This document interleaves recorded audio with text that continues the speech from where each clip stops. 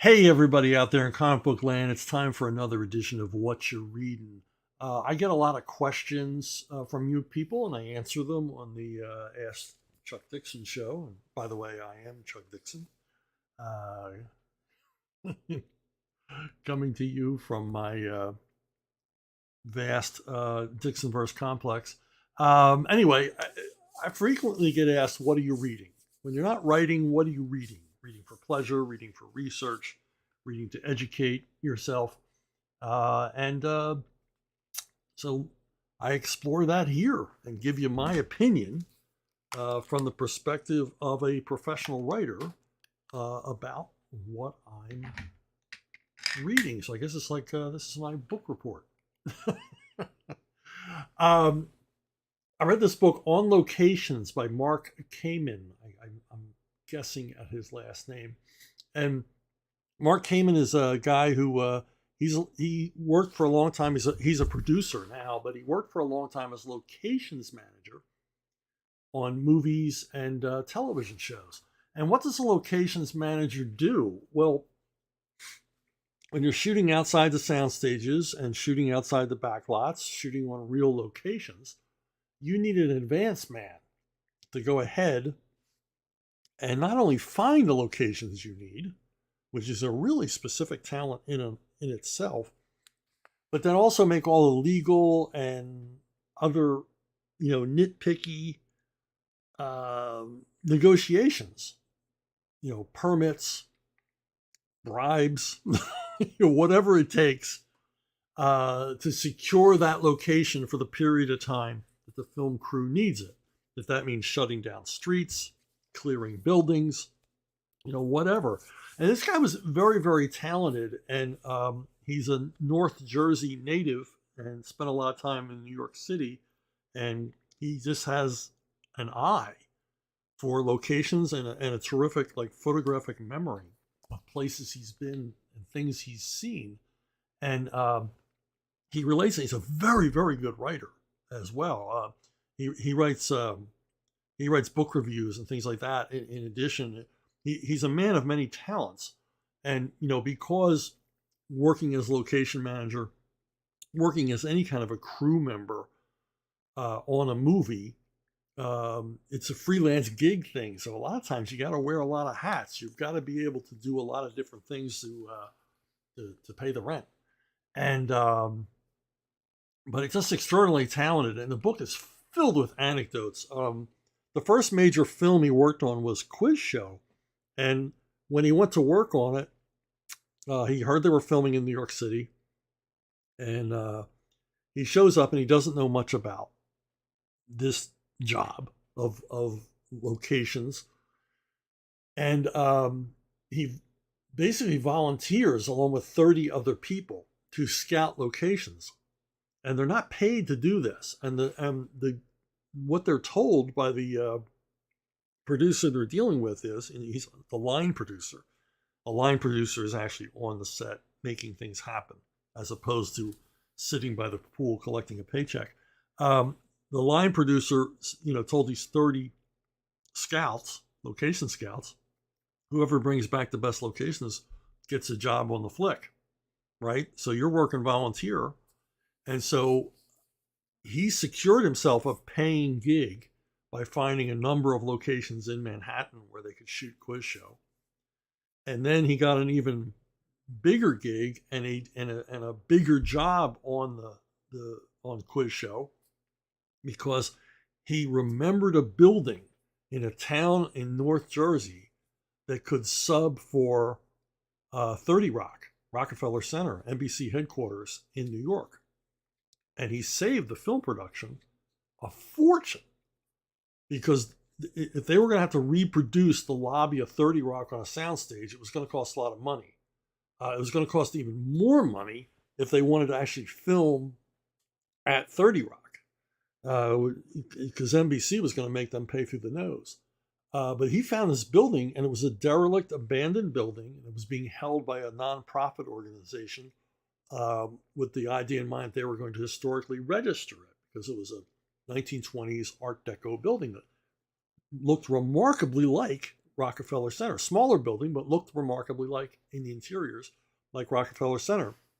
And if you're interested at all in this stuff, you got to read this book, because he goes through what it took to secure that building, and the things they had to do to the building, because it had been derelict for decades, to clean it up enough and make it look like the lobby in Rockefeller Center, all cleaned up in pristine condition as it would have been in the 1950s when the film was set. And in that story, he tells about how he showed up one day and there were some set directors taking furniture from the building and loading it into a truck. And he said, hey, what are you doing? What are you doing? This furniture belongs to this building. And he goes, yeah, but we're taking it because we can use it on other sets. We're set people. We're always looking for interesting pieces of furniture and things like that. And he says, well, does the line producer know about this? And the set guys say, who do you think sold it to us? And that's not his only example of like petty theft and grand larceny in the film business. He was working on a series for one of the networks, and it was a crime series set in New York, and they were shooting it in New York. And he was told by a line producer to go to Chelsea Market, and Chelsea Market is a factory building that's been converted into a Tony, sort of mall with bakeries and delis and things like that. Sort of a artsy fartsy food court combined with a farmer's market. And he was told to go there and check out this location. So he gets there, and there's crew members from the show and lumber that had been ordered for the production. And he recognizes these display cases and stuff that they had purchased as set pieces in previous episodes of this particular television show. And he asks one of the crew guys, what are you doing? He says, we're building a liquor store. And he says, we're going to shoot an episode, and this is for an episode. We need a liquor store set. And one of the guys said, no, it's an actual liquor store. And what he found out was the two producers of the show were using production company funds to build themselves an actual liquor store that they would own in Chelsea Market. They were using crew members and company times. If you ever wonder why TV shows and movies cost so much, this is why. This is padding the budget. Ultimately, the network and production company found out what these guys were doing and fired them both and canceled the show. So, and from what Mark Kamen says, they never worked in the business again. So there is a limit to how much Hollywood will put up with. Now, Kamen, the bulk of the book and what Kamen is most famous for was he was locations guy for The Sopranos, every season of The Sopranos. And he tells some fascinating stories about that. One of which was when the pilot was shot, between the time the pilot was shot and HBO greenlighting it, it went to a number of different places. They went to a number of different places with the pilot and got shot down. And it was over a year until HBO greenlit the show. Well, now a year has passed. That's an eternity in the entertainment business. And when they went back to use the Satriali's set, the meat market, the owner no longer wanted them to shoot there. And so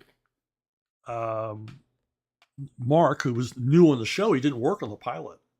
His first job was the very first episode.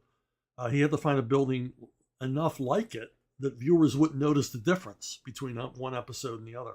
And I really got to go back and check, because I never noticed that it's a different building in the rest of the series than it is in the pilot. But he did an awesome job of recreating that location in an entirely different place. and the book is full of stories like that. In, there's a lot of funny stories about the Soprano house. And again, in the year and a half almost that passed between the pilot being filmed and the first episode of the first season, when Mark goes to the homeowner to secure the use of the house for the rest of the season, the homeowner says, "I don't want you people back. You tore up my lawn, you put holes in my roof," and the homeowner is bitching and complaining and making it sound like them shooting this film, this pilot at his house was the most miserable experience of his life. And so Mark Kamen has to go, "Well, we really need to shoot here. We can't afford to reshoot the pilot scenes outside the house in a different house. I mean, this is a very distinctive look." And he just couldn't recreate it. They needed his house. So they made all kinds of deals with this guy saying, we won't shoot the interiors. We'll give you more money. We'll give you this. We'll fix the roof. We'll redo your lawn, resod your lawn. We'll do all this stuff. And the guy agreed to it. And Kamen says, "Well, and I was, it's hard." He said, "Yeah, you can use it for the rest of the season." And Kamen says, "Well, the homeowner was lying because every single episode they would have to renegotiate. This guy with every single," and he realized as they got deeper and deeper into the series that he really had the production company by the short hairs because they had to keep filming at this house, and he kept making more and more demands and becoming more and more difficult to work with. But they had to deal with this guy. But as Kamen says, he lied to me, but I lied to him too because I told him, "We're never going to shoot the interiors. We've recreated the interior house on a set. We're just going to have to show, Tony and the other characters going in and out through the front door once in a while."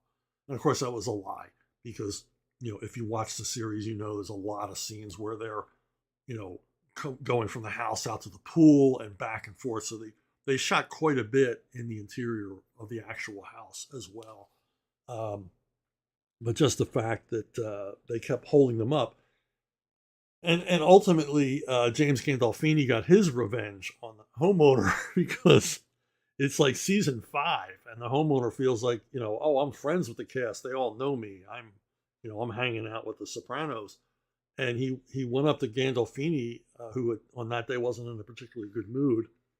And he started talking to him, "Hey, Jim, this, that, the other thing, so-and-so." And Gandolfini turned to him and said, "Who are you again?" and Kamen said he was there and saw this. He said the guy was completely crushed because Gandolfini pretended he didn't know who he was after the many, many times they had spoken together. Another great series of stories was about the Bada Bing. The Bada Bing was actually shot at an actual strip club. And they had to shoot between 2 in the morning and 3 in the afternoon on Monday, Tuesdays, and Wednesdays because those are the only times that the strip club owner was willing to shut the place down for them, because the rest of the time he was making a fortune. And as they learned later, the strip club owner was connected to the Genovese crime family, so he actually was a mob guy. And Kamen tells a funny story where he's talking to him about, when they're going to shoot and the schedule and what they're going to do and what they're going to need, how many extras they're going to have. And the strip club owner says, "Hey, I saw that episode where you had like the floating poker game. You had the illegal underground poker game." He goes, "I used to do that. I'm thinking of getting back into that. I watched that show and I remembered how much money I made doing that. I'm thinking of doing that again." And Mark Kamen's like, "There's probably 16 microphones from various law enforcement agencies hidden all over this room." And so he begins saying, "Oh, I don't think that's a very good idea. Oh, that's illegal. Oh, no, I don't want you to think I would ever suggest that you open an illegal poker game." Because Kamen thought, "Hey, I'm going to be indicted here. It's going to make it sound like I gave the guy the idea." So, but the book's full of a lot of great stories like that, and terrific insights into, how difficult filmmaking is, how complicated, how many moving parts. you read things like this and you wonder how movies and TV shows ever get made, because it's all so complicated, and particularly when they move out into the real world and have to deal with unions and things like that. But if you're interested in location management and film production at all, this is a really interesting view of filmmaking. And if you're a Sopranos fan, you got to read this, because he's got some stories you're not going to read anywhere else. He was really on the inside, working closely with, David Chase and the cast and the different producers and the different writers. And his insight into the series as an insider is absolutely fascinating. If you're as big a Sopranos fan as I am, it really is a must-read book. Another book I read was, this is volume 5 of Tarzan from Dark Horse, the Jesse Marsh years. Now, Jesse Marsh is an artist who drew Tarzan for, oh my God, decades. Gaylord Dubois, prolific comic writer, wrote all of the scripts. And as you can see here, Marsh has a very simple approach to comics. He's not a show-off. He doesn't have a bravura style. He has a very straightforward style that when you read the stories, you realize it's very elegant. He doesn't waste any time. He doesn't waste any space. He tells the story as it is. He's very good at drawing animals, very good at drawing locations. And I like the stories a lot. This volume in particular was done during the time when Lex Barker was the movie Tarzan.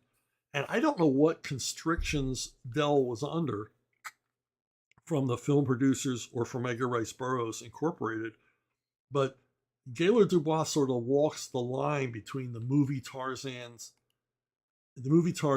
and the Edgar Rice Burroughs Tarzan.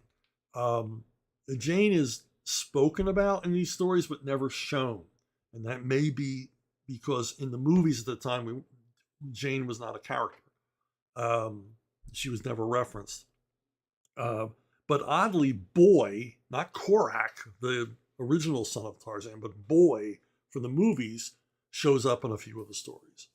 And then we never see Cheetah. Cheetah's not part of it. Cheetah's stand-in here is Tarzan's original lower primate buddy, Nekima. Nekima was in the Burroughs books, and Nekima is one of my favorite characters in all of fiction. And so it was fun to read these stories with Nekima rather than Cheetah as Tarzan's buddy. And Nekima's a monkey, a small monkey that you have to read the stories. If you've ever read the original Tarzan books, you'll understand my affection for Nekima as a character. So one of the few animal characters that really comes through on the written page, and the way Burroughs wrote him. And so and then there's other things from the original Tarzan books that were never in the movies. The land of Paloldan with its prehistoric monsters and things like that. These make appearances in these stories pretty regularly in the Jesse Marsh stories. But I just like a good Tarzan story. And Marsh is a guy who often gets overlooked because his style is so simplistic. But I remember first getting interested in Marsh because Rich Corbin, who I really admired, still admire to this day, Rich Corbin would often mention Jesse Marsh as a big influence on his storytelling and his approach to comics. So if you're a Tarzan fan, these are worth checking out. I think Dark Horse did, maybe 11 volumes, reprinting all of Jesse Marsh's Tarzan material. Now, speaking of jungles, Levon Scourge is book 12 in my Levon Cade series, and it takes Levon to a lot of different places, from rural Mexico and finally to the jungles and rainforests of Vietnam, modern day Vietnam. And as I said, book 12 in the series, this wraps up a whole bunch of storylines from the previous books. If you've been reading these books, you're not going to want to miss this one. So anyway, that's it for me for this week's What You Reading. Thanks for listening. Thanks for watching. I'll see you all down the road.